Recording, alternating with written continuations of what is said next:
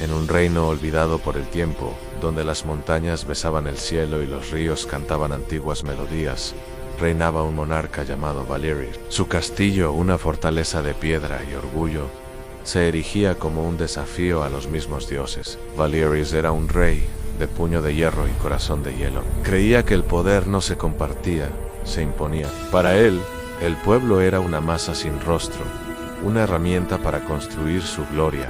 Nada más en cada mañana, desde su balcón. Observaba sus tierras no con amor, sino con la fría mirada de un propietario.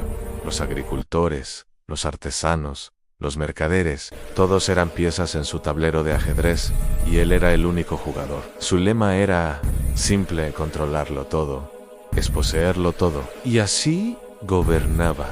Los impuestos eran asfixiantes, las leyes caprichosas, y cualquier murmullo de descontento era aplastado con una fuerza desmedida. Los consejeros que se atrevían a sugerir clemencia o a hablar en nombre del pueblo eran desterrados, o peor aún, silenciados para siempre. Valerius se rodeó de espejos, de hombres que solo reflejaban su propia arrogancia, que aplaudían cada uno de sus decretos tiránicos y celebraban su supuesta sabiduría infalible. Despreciaba a su gente, viéndolos como débiles e insignificantes. Una hormiga sola no es nada, solía decir, y mi pueblo no es más que 1.000.000 de hormigas dispersas. Lo que no entendía era qué sucede cuando todas esas hormigas deciden marchar en la misma dirección. La arrogancia del rey llegó a su punto culminante cuando decidió desviar el gran río Alanchía, la fuente de vida del reino, para crear un lago ornamental exclusivo para su palacio. Ignoró las súplicas de los agricultores, cuyas cosechas se secarían,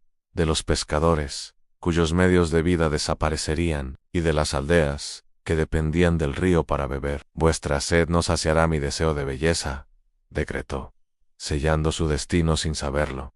Al principio, la gente sufrió en silencio. Cada familia luchaba por su cuenta, sintiendo el peso de la injusticia de forma aislada. Una panadera veía cómo sus clientes no podían pagar el pan. Un herrero no tenía encargos porque nadie podía permitirse nuevas herramientas. El poder dividido de la población era, en efecto, pequeño. Cada uno era una gota de lluvia en una tierra reseca. Pero la desesperación, cuando se comparte, se convierte en un catalizador. Una noche, en la plaza del mercado, una anciana llamada Hilara, que lo había perdido todo, se levantó sobre una caja de fruta vacía. No gritó con furia, sino que habló con la voz quebrada por el dolor. Contó cómo su nieto lloraba de sed, cómo sus flores, que antes vendía, ahora estaban muertas. Su historia no era única, era la historia de todos, y al escucharla, los demás dejaron de sentirse solos en su miseria.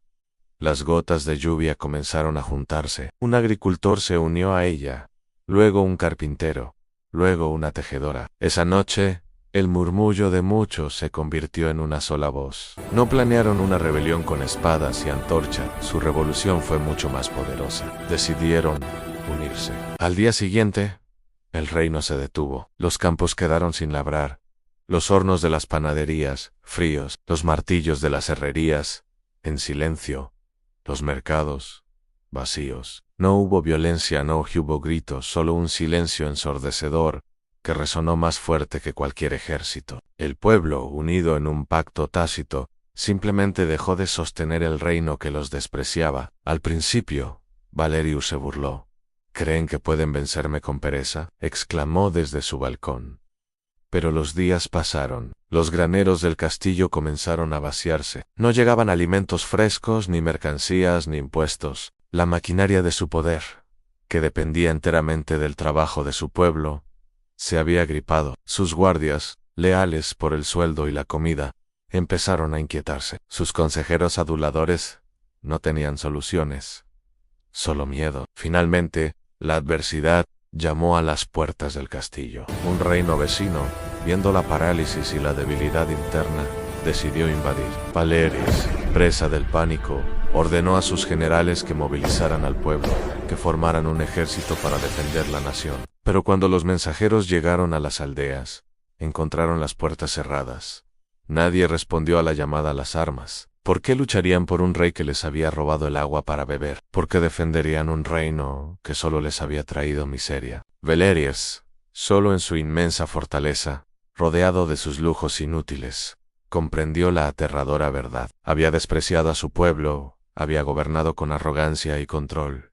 Y ahora, en su momento de mayor necesidad, había perdido lo único que podría haberlo salvado, el respaldo de los suyos. Su poder, que parecía tan absoluto, se desmoronó como un castillo de arena, porque ningún poder, por muy grande que sea, puede resistir cuando se rompe el lazo sagrado de respeto entre quien manda y quienes, día a día, con su esfuerzo, sostienen la nación. La historia del rey Valyris nos enseña una lección eterna, aunque el poder individual de la gente parezca pequeño. Cuando todos se unen, su fuerza es mayor que la de cualquier rey, que la de cualquier nación. Un líder que olvida que su fuerza emana de su pueblo está destinado a gobernar sobre las ruinas de su propia arrogancia.